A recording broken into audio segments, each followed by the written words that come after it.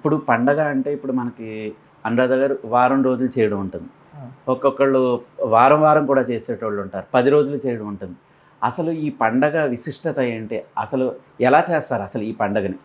ప్రతి అంటే మహారాష్ట్రలో అయినా సరే, ముంబైలో అయినా సరే, ఢిల్లీలో అయినా సరే వివిధ రకాల అమ్మవారి పూజలు చేస్తూనే ఉంటారనమాట.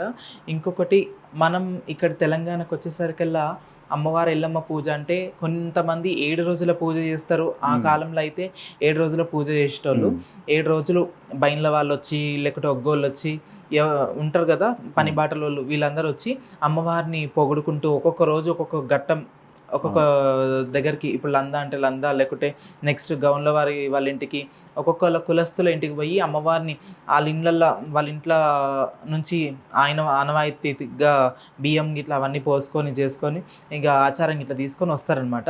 అయితే ఫస్ట్ అమ్మవారి పండుగ స్టార్ట్ చేసే ముందు అమ్మవారి పుట్టగమ్ముడు అంటారనమాట. హ్మ్. అమ్మవారి పుట్టగమ్ముడు అంటే పుట్ట దగ్గరికి, కొత్త పుట్ట దగ్గరికి వెళ్ళేసి అమ్మవారికి అది తవ్వి అదే ఫస్ట్ కుంకుమ, పసుపు అవన్నీ దని అంటే 5 బిందెల నీళ్లు పుట్ట లోపల పోస్తారనమాట. హ్మ్. పుట్ట లోపల పోసిన తర్వాత ఏదైతే పుట్ట బంగారం మనకొస్తదో, ఆ పుట్ట బంగారం ఇంటామె ఒడిలో పెట్టిన తర్వాత నెక్స్ట్ వాళ్ళు పటాలు, రంగవల్లులు ఏస్తారు హ్మ్. దాంట్లో గూడా. ఏసిన తర్వాత ఈ బంగారం పుట్ట బంగారం దాంట్లో వదిలేసి దీపం పెట్టి సాయంకాలం వేళలో మళ్ళీ తిరిగి వెళ్తాం అక్కడికి. తిరిగి వెళ్ళినప్పుడు ఏందంటే, ఆ పుట్ట పెరగడం జరుగుతది.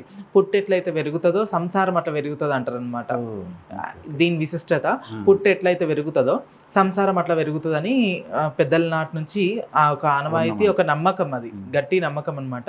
అట్లా ఆ విధంగా అదొకటి జేస్తారు.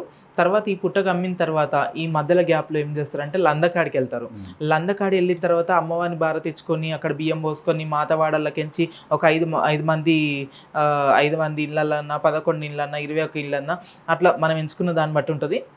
అంతమంది వాళ్ళ ఇండ్లకించి మనము జోగాడుకొచ్చి మనము ఇంటికి తీసుకొస్తాము. నెక్స్ట్ ఊరు బోనాలంటారు.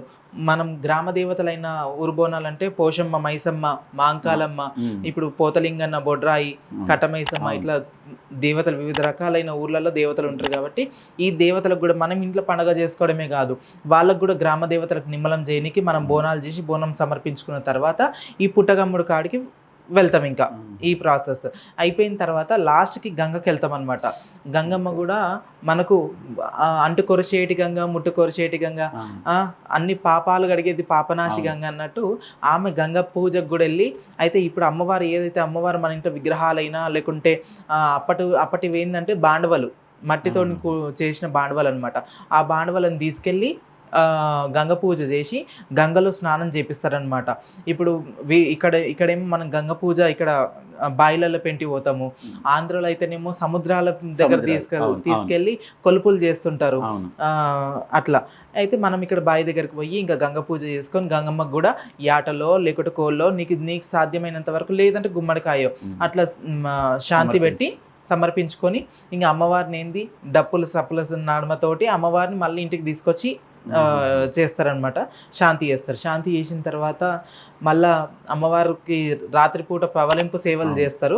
పవలింపు సేవలు చేసిన తర్వాత మళ్ళా తెల్లారి 12 కాంగానే కొట్నం పెడతారనమాట. హ్మ్. ఇప్పుడు మనం కళ్యాణం చేసుకుంటే కొట్నం పెడతారంటారు హ్మ్. గదా! ఇప్పుడు రోళ్ళు విసురుతారు. మనం అవును. పసుపు విసరడం అట్లాంటిది ఉంటది గదా! ఆ విధానం చేసుకుంటారు. చేసుకున్న తర్వాత ఇక కొట్నం పెట్టిన బియ్యం సూర్యబోనం వండుతారు. సూర్యబోనం చేసి ఇంకా సత్యాన బోనం ఒకటి, సూర్యబోనం ఒకటి. సత్యాన బోనం అంటేనేమో అమ్మవారికి ఎల్లమ్మకు హ్మ్. సమర్పణమైతది.